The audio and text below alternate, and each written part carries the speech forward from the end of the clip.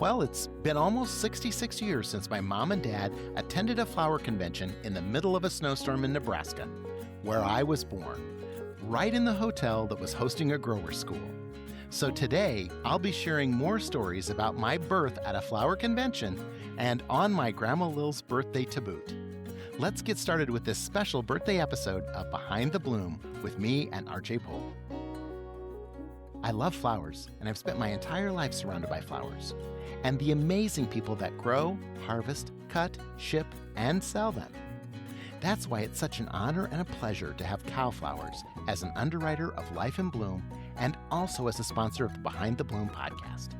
So stop by your local flower seller today and see what they have that can help you experience the health and wellness benefits of flowers in your home, office, or creative space. Happy early birthday, Jay. Thank you. I know, right? I decided we should, because, there's the birthday story. And I figured that since it was close, I'm going to be 66 on March 7th. I was wondering, Route 66, Jay, you should do a road trip for your birthday. Have you thought about that? Really good. No. Yeah. But I think that's a great idea. Yeah. I've never done that. And I love all the neon and all that stuff. Yeah. We would have to take the dogs. Oh, yeah. Because that would be great to take the dogs. Because if you're driving, you could. That would be there great. You go. Road trip. It's perfect road for the dogs. Yeah. So I was trying to figure out a tip for this one. And so I pulled the final tip from the Bloom 365 book. It's about my grandpa and how we spent so much time together. And it's actually a whole page in the book. So I'm not going to bore everybody with reading it. He loved gizmos. I was born on my grandma's birthday. We'll get to that in a second. I have his handmade lily pollen picker. Oh, okay. And it has been on the show to show how he would make it. But he handmade that thing, and it allows you to pick the pollen out of Easter lilies just as soon as the bloom cracks open.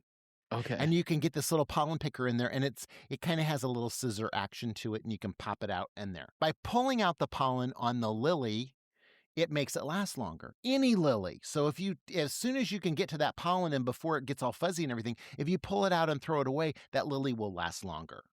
And so I felt like, well, that's a really good tip for this show because we're also close to Easter a little bit.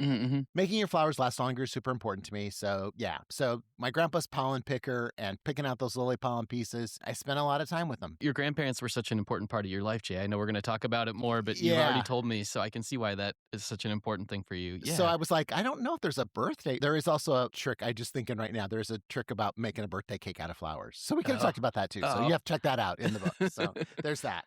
So yes, on March 7th, 1960, my mother and father were working a Nebraska Flora Society event. My dad was the executive director of the Nebraska Flora Society for over 50 years. And so he would set up these events 4 times a year that all of the florists in Nebraska would come to, and they would learn things. In the spring, which happened in March, they would have a growers school, and they would talk about growing Easter lilies and growing chrysanthemums and growing poinsettias. It would help people do that because so many florists at that point in time grew plants to sell or flowers to sell in their flower shops. So this was in the 60s, right? Actually 1960. And so then other times of year, there would be different functions. They would have design schools and teach designing and stuff like that. And so my mother was always along because she ran the registration desk. She would type out everyone's badges and she'd get everybody's tickets all ready and she'd run that while Dad kind of made sure that all the speakers and everything were all set up and everybody could do all that stuff. They were sitting there on March 7th. My mother was very pregnant with me. It was her 3rd pregnancy. I had 2 sisters who were 10 and 12 years older than me. My mom was like, this pregnancy is exactly the same. I'm going to have another little baby girl. It's just a side note. She was sitting there and all of a sudden she said to my dad, we need to go somewhere because my water just broke. Oh my and gosh. I'm going to have this baby right now. And my dad is like, have you looked outside? And they were in the Hastings Hotel. Okay. It's the name of the hotel. He said, it's snowing outside. There's 19 inches of snow outside. Nobody's going anywhere. Oh, my gosh. They had closed the roads. I mean, it was 1960. It wasn't like it is today. I mean, you got a couple inches of snow and roads were closed. Oh, right. And so they went to the front desk and he said, my wife is having a baby. And they're like, oh, dear. And he's like, we're in room 386 and let's see if there's a doctor here. maybe staying at the hotel.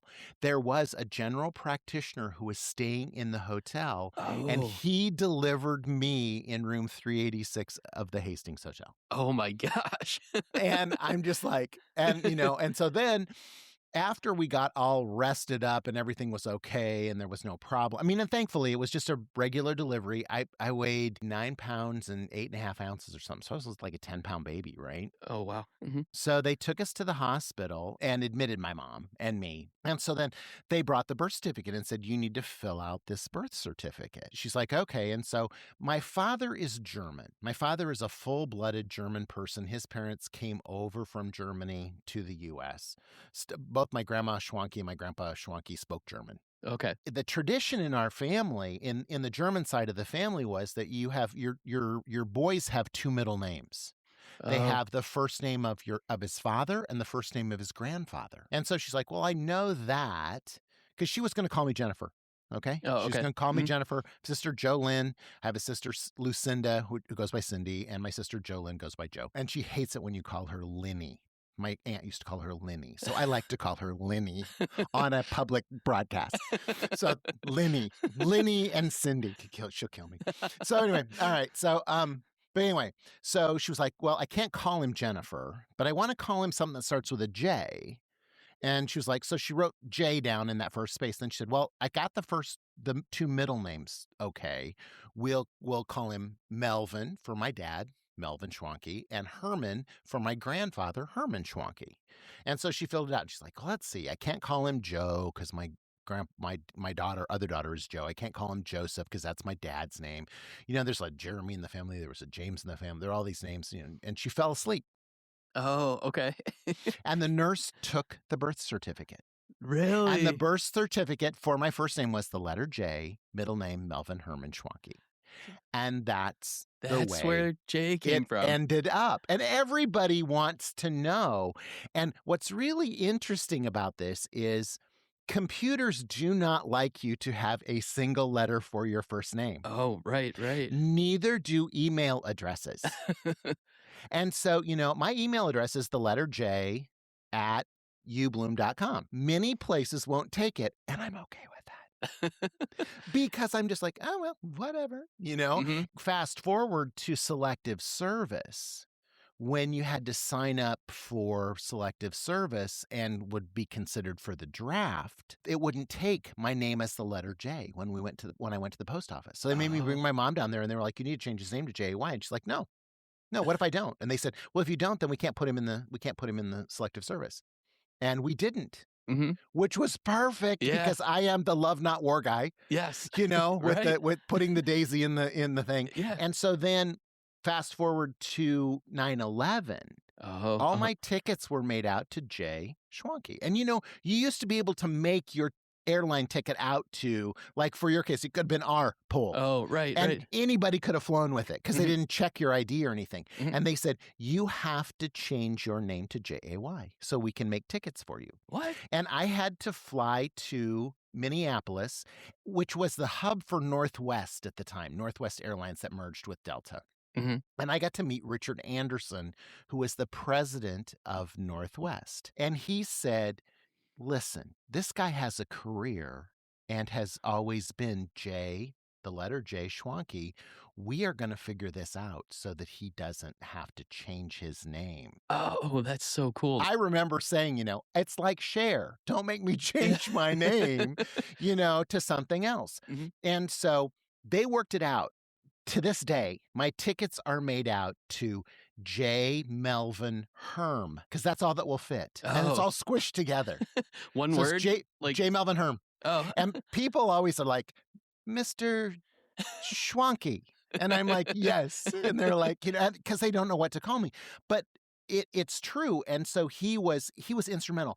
He wrote a program, had his computer IT people write a program so that Delta and Northwest, now Delta, can send me my airplane tickets to j@ubloom.com.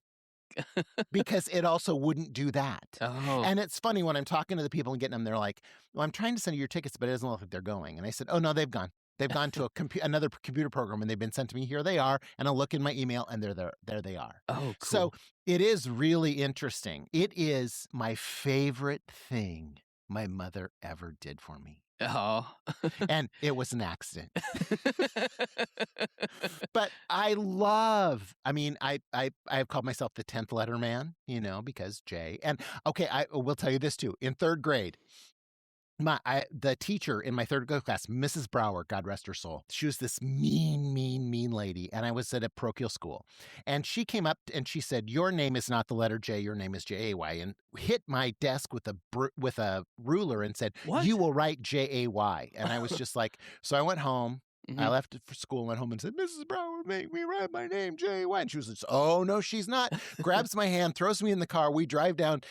My mom and dad had always had station wagons, like Queen Family trucksters, that look like from vacation. It was always the wooden sided one, and it was always had all the bells and whistles. My dad loved a station wagon. Oh, yeah. Drove that station wagon down there, and I sat outside the principal's office. And you know how the principal's office would have a big window in it that was frosted? Yeah, right. And it said principal on it? Yeah. I could see my mom talking to Mrs. Brower in there because the sun was behind them, and I could see their shadows. And my mom was poking her in the chest with her finger and then walked out of the door and said, everything's fine now. And I was like, okay. And I could always sign my name Jay after that. From that aspect, my mom would come to my defense for things like that. But I just think that it's very interesting. So yes, J does not stand for anything. She would often say that. It's not an initial. There is no AY or no period. I have a friend, Jim Del Prince, who used to say, you shouldn't say no AY and no period. You should say no AY and no punctuation, because period has a different meaning. And I was like, oh, okay. So I still say it, no AY, no punctuation. It is not an initial. It does not stand for anything. Okay. People write in all the time and they're like, we want to know what J stands for. So hopefully those people are listening to this podcast. So now you know. Now they story. know. Yeah. Right. The other cool thing about it, I was born on my grandmother's birthday. Oh, right. My dad's birthday was March 14th, and my mom was really hoping I would be born on March 14th. But I was born on March 7th, and that was my grandma's birthday. It was just an instant connection between me. And so that was Carnation Joe's wife, Lily. Okay. So Carnation Joe is Lily. Lily and I had the same birthday. And there was also a wholesale florist in Omaha who ran Omaha Wholesale Florist, which was part of the Denver Wholesale Florist chain. But his name was Johnny Schroeder, and he had the same birthday too. And so the three of us would always get together and celebrate our birthday. Oh, that's so sweet. It was just always a really fun thing. And so I also love this. I have to tell this story too. When my mom died, I was like, my mom was ill and not well and she'd gotten COVID and she had like a seizure or a stroke or something. She couldn't speak. My sisters and I were trying to navigate, when is she going to die? Everybody in our family dies like on someone else's birthday, or they die on someone's anniversary, everybody. It's really funny. Everybody, there is another connection. And so we all kind of just joke about it. And I said, well, is she going to die on my birthday? She can die on Dad's birthday. Well, she died on the 10th. And that's just how she would have been. Oh, no, I'm not going to give you all the satisfaction. I'm going to die between the two of them. So there's that too. So, but I just think people were born on my grandpa's birthday. I got engaged. The first time I got married, I got engaged on the day my grandpa got engaged to my grandma. I didn't know that, but how does that happen with your family? It's like everything everything kind of crisscrosses and everything. And I've always loved that about it. So I think that's also so very cool. Yeah. So, and my grandpa was born on Thanksgiving. Oh, wow. Also, so there's that. Yeah. So, there's just weird things like that. That all cross over. And it was so funny because when my sister got married in Switzerland, my older sister, Joe, she said, we've picked whatever the date, I think it was May 27th. And she said, we've picked that day because it's no one's birthday and it's no one's anniversary, and it will be especially our day. And I was like, okay. And so then afterwards they got married, and I said, that's my first wife that I was married to passed away. And that was her birthday. Oh. But I wasn't going to tell her. Yeah. Until after they were married. So then I was always like, no, see, it all worked. But yeah, so I was reviewing for this, for a podcast I'm going to be on later this week. And it says, the top song, I wanted to know what the top song was when I was born, because I was just curious. Yeah. And it was the theme to There's a Summer Place. Oh, yeah. And I don't know why that's important, but I just thought, oh, that's interesting. That song now takes on a whole new meaning to me, that was the #1 song in America the week I was born. Yeah, yeah. I feel like I didn't realize that song was that old. Oh, yeah. Is it There's a summer place where we can... Yes. Yeah. Oh. Yeah. So, yeah, there's a summer place. Yeah. So I was like, okay. The other cool thing, though, was that, I mean, when I fell into this flower family, it was a 4th-generation flower family business. It had been in this location since 1896. And it was 7 acres of greenhouses that we grew stuff in. That was my playground. You know, I could just play in there. And like, my grandfather had alligators under the benches. Wait, what? He kept alligators. Yeah. Live alligators? Live alligators. My grandpa had 2 monkeys. That was before I was born. I don't advocate that, but Jigs and Maggie were the 2 monkeys that my grandpa had. Wow. They were very successful with the business. I mean, they had 70 some people who worked at the greenhouse. Wow, that's a lot. So, I mean, it was a big deal. And like when they would have $100 day, they would have a party. Like a white party, and it fixed fried chicken and watermelon and invite all the employees and their families. And we had a friend who had one of those little crazy little cars, and he would drive people around in the crazy little cars and stuff when we would have those parties and stuff. And all the glass greenhouses. My grandpa had geese in the greenhouses too, because they would eat the weeds. Oh, okay. Were the animals like an attraction, or was it just a pet? Just or both? Pets. Okay. Just pets. And not really an attraction, because one day, one of the alligators ate one of the geese in front of a customer, and that's when they called animal control and took the alligators away. Oh no.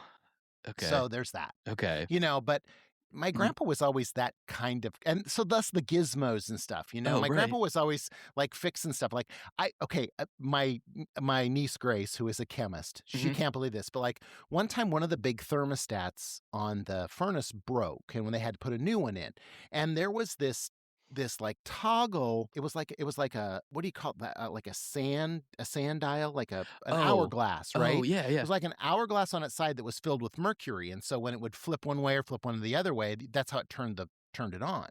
Well, that piece was no longer any good anymore. So my grandpa broke it and took out the mercury and let me play with it in my hands. Oh no, Jay. And Grace, I've always wanted to play with mercury, but you know how dangerous it was. And I was just like, I was playing with mercury in my hand. We used to do Easter lilies, since the thing is about Easter lilies, and this is a relevant story as well. Easter lily bulb has to be dipped in malathion so that it won't rot and it will keep disease free from it. And this malathion was you mixed it. It was a granular, and it was blue. Okay. And so then when you dipped the bulb in it, you could see that the bulb had been treated. Oh, okay. Makes sense? Yeah, okay. Yeah. So then my grandpa had made this gizmo that was like it was a plastic milk jug that had been cut away and nailed to a stick, so that you could put the bulb in it and then dip it down in the malathion and then pull it out, and it would all drain. It had cut holes and it would all drain out. Okay, I got you. And then you'd plant it. Well, that thing was a hassle to use. So I was just dipping them with my hands. And then the dye had dyed my arms, like 6 or 8 inches above my wrists, blue. And I had blue gloves, and I thought that was very cool. Well, it also killed my nail beds and so people would, later on in life, I had a doctor one time who said, "What's wrong with your nails?" And they said, "Do you know anything about malathion?" And he's like, "Why were you?" And I said, I would dip my hands in malathion. And he said, "Why did you dip your hands in malathion?" And I was like, we were dipping the Easter lily bulbs. And he was just like, "It's exactly what it is." And it's like, I have these striated lines in my nails that are very odd. Huh. And so, yeah, so it's just kind of like one of those things. But yeah. So.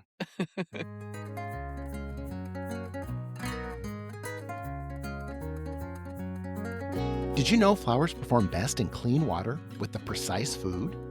Chrysoflower food is formulated by scientists to prolong the vase life of flowers as much as possible, and it's easy to use. I always choose Chrysoflower food because it feeds the flowers, resulting in vibrant color and enhanced fragrance, while also keeping bacteria levels down. My personal favorite product is Chryso Professional 3. If you want to experience the benefits, Kreisel Flower Food products are available at their website, kreiselflowerfood.com. That's CHRYSAL flowerfood.com. And be sure to use our discount code UBloom10 for 10% off your purchase.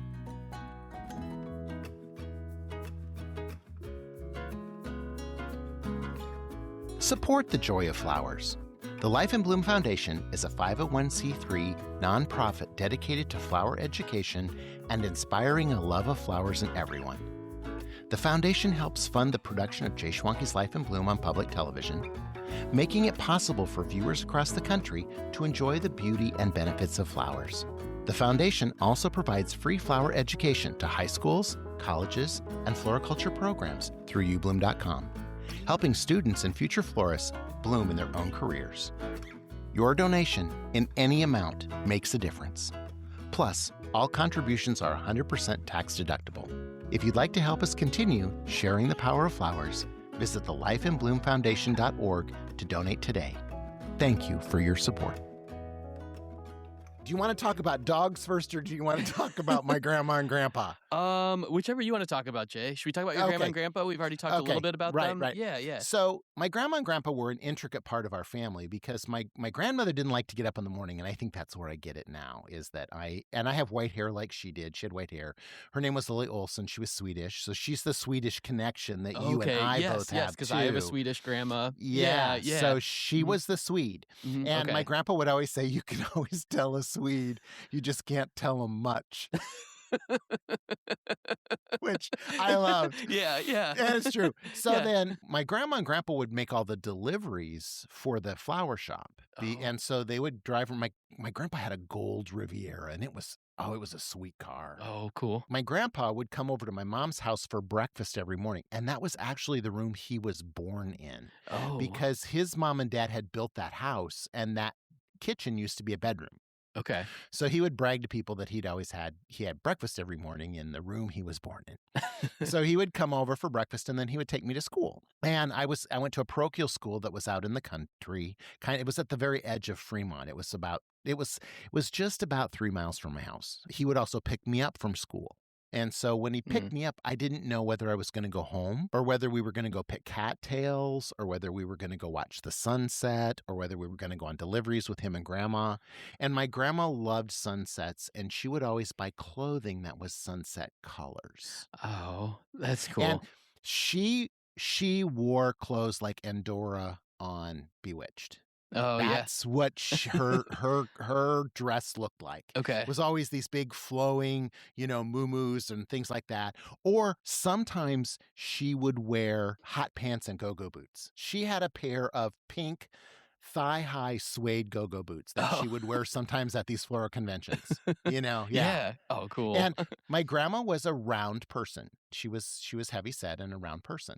One time we were at one of these flower conventions. She came out of the room in a string bikini to go swimming in the pool. Oh. And my grandpa was like, look at her. Isn't she the most beautiful thing you've ever seen in your entire life? I am the luckiest man in the whole world. They were so in love with each other and everything. Awesome. And it was just like, it was just one of those things. So I spent a lot of time with them, and it influenced a lot of what I did. And my grandpa was a storyteller as well. So that's kind of naturally. So you got some of that from him? Yeah. Then? Okay. Yeah. Because he would just always say, and his favorite quote was, because sometimes my mom would say, that's not true. And my grandpa would say, shut up. Never let the truth stand in the way of a good story.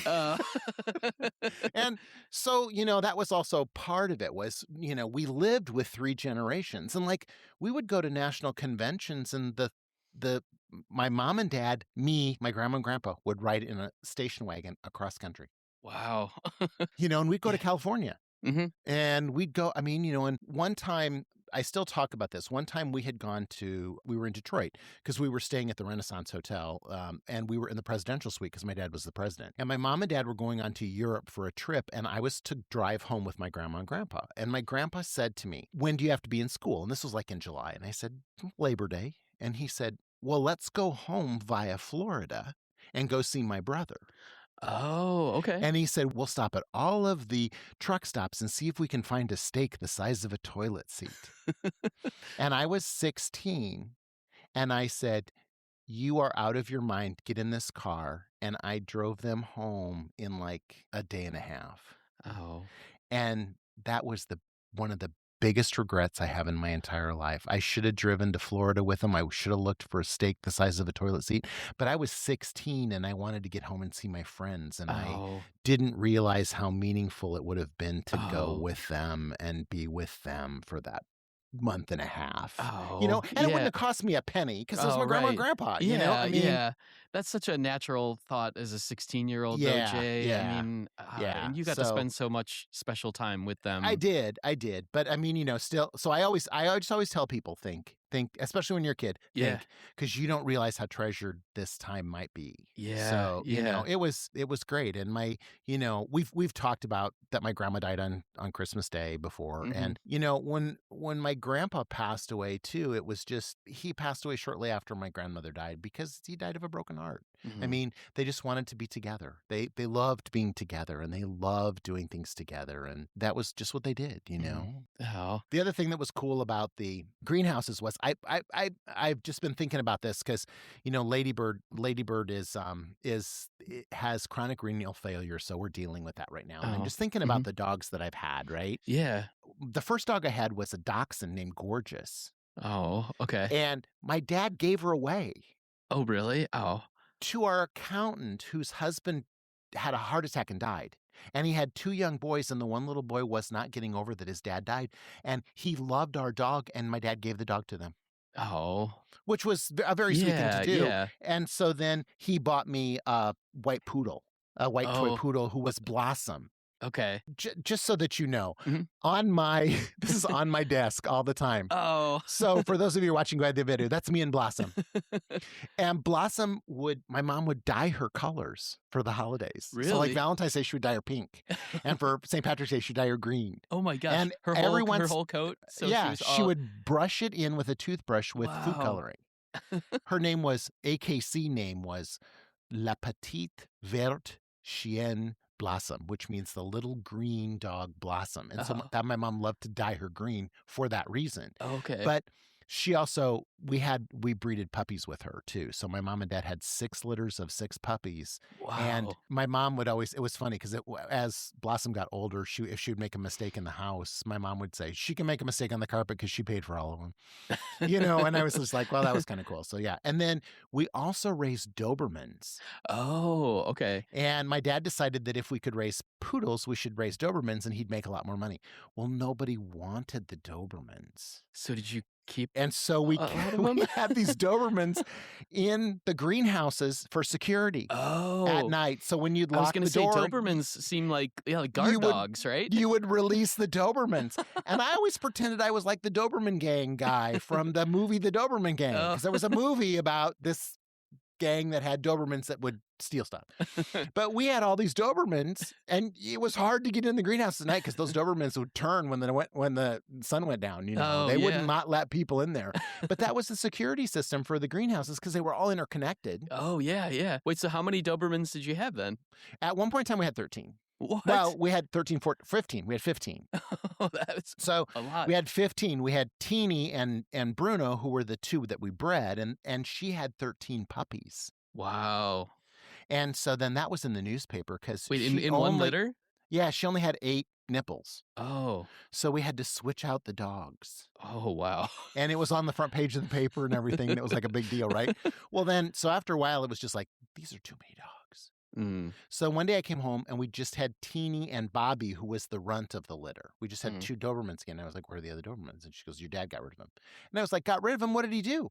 My dad gave him, this is so horrible. I can't even believe I have to say this, but my dad gave him to a lab. A lab? A laboratory. To do like experiments or testing? Oh.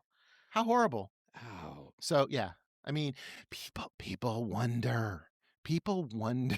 That's just crazy to me, but that's what happened. You know? So yeah, we also had Cocker Spaniel named Taffy that would go hunting with my grandpa and my dad. Oh, I love Cocker Spaniels. So that was like my connection to Cocker Spaniels and why we have Cocker Spaniels. And Kelly had Cocker Spaniels as a kid too. So. Oh, he did? Oh, so you both did. So we both had them. So that's why we have this affinity for Cocker Spaniels and really love them. Yeah. So yeah, that's just a little picture inside why this kid is so strange, but I mean, the cool part about it was I was always surrounded by flowers. Oh yeah. I was always surrounded by family. I was very close to my grandma and grandpa. And I spent a lot of time with them. My mom and dad traveled a lot because they were superstars in the flower industry. I mean, they really were. So they were like traveling. My dad was president of the Society of American Florists. He testified to Congress. He met 3 presidents. Wow. He took me out of school one time to go see President Carter and testify in front of Congress. And so, there were a lot of things that, they were very, very busy people. It was common that I had to be taken care of. Longer story, but we don't have time for it now. We can talk about it some other time. I kind of went to a boarding school. It was called military preschool. There was a lady who in 1963 opened up a preschool in the town I grew up in, Fremont, Nebraska. Her name was Dorothy Swanson. It was when preschools were a brand new thing. And she called it military preschool because it was on Military Avenue. Okay. But that was the reason that I went there, because my dad thought it was a military school. Oh, okay. He was like, yeah, send that kid to military school. My dad was a Marine. And so he was just like, that would help him. He needs some military training, and I was just like, wait, I went to live with Dorothy, and like the first week, everything went pretty well. The second week, my mom was just like, coming and picking him up and remembering to come get him at the end of the day and stuff is just kind of, can we just like bring him on Monday and pick him up on Friday? And Dorothy was like, sure. Oh. So then after a couple weeks, she was like, you know what? How about if we just pick him up in the summer and take him on vacation with us?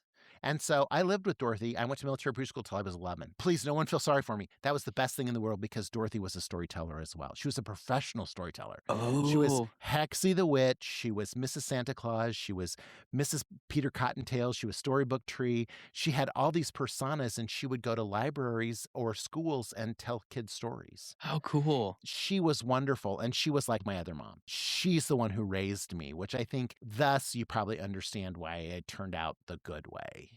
Because, and my sisters even said, you were really lucky because you were raised by Dorothy, and I was like, yeah, I was. And it was just very fun. It was very fun. And Dorothy and I would go to movies and she taught me to draw. I was always her little J. That was what she always called me. And I have every letter she ever wrote me. I've kept them all. Oh, that's so cool. She never got to live to see the TV show. Oh. But I'm sure she would have loved it. Yeah. And you're such a storyteller, Jay. You've totally taken what she taught you and carried that on. So that's so admirable. That's where it all came from. Oh. And so, I think that we all need to be aware that life is going to deal us a set of cards. Mm-hmm. And we get to make our own hands out of them, play our own hands. What are we going to collect, and what things are going to go together and what aren't? And I was just really fortunate that that Dorothy had a hand in it, as well as my sister and my other grandma Schwanke a little bit too.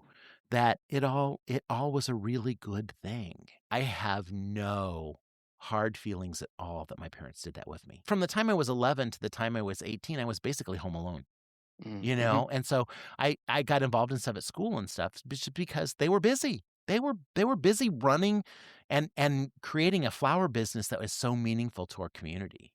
And that was their big deal. And my mom and dad, nothing in this world was more important to them than the flower industry. That was the most important thing in the world. That is something that I've also embraced and has been a really wonderful thing for me too, is the flower industry is very important to me as well. I was raised with that. So I think all in all, no regrets at all. I mean, being born at a flower convention to a 4th generation family business, a flower business, I was built to have a television show on public television about flowers. Yeah. And all these people that I get to see are flower friends that I've made my entire lives. So, it's all good. It's all good. No regrets. No regrets at all. Yeah. So, yeah. Oh.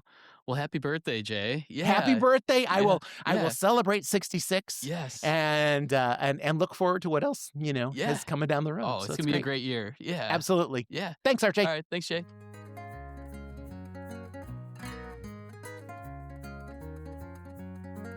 Thanks for joining us this week on Behind the Bloom podcast with Jay Schwanke and RJ Poole. If you loved what you heard, be sure to follow or subscribe so you never miss an episode. And share it with a friend to help us spread the joy, one bloom at a time. thank you for taking the time to slow down with us. And hopefully you left feeling a little lighter and inspired to try something new. Make sure to join us next week for a brand new episode. Thanks for being here with us, Behind the Bloom. Hey, just one more thing. If you love flowers, you've got to check out ubloom.com. It's the online home of Jay Schwanke's Life in Bloom, where you can stream every episode for free. Plus, you'll find Behind the Bloom videos, my blog, show recipes, and so much more. There's also a massive video archive, over 1,800 how-to videos, flower farm documentaries, and even my very first series, JTV. All Life in Bloom episodes, exclusive web content, and farm documentaries are totally free. Just sign up with your email. And if you're ready to dive deeper, there's a paid subscription option that unlocks the full library of how-to videos. Everything from creating bridal bouquets to centerpieces, corsages, and more. Tons of content to explore. You're gonna love it.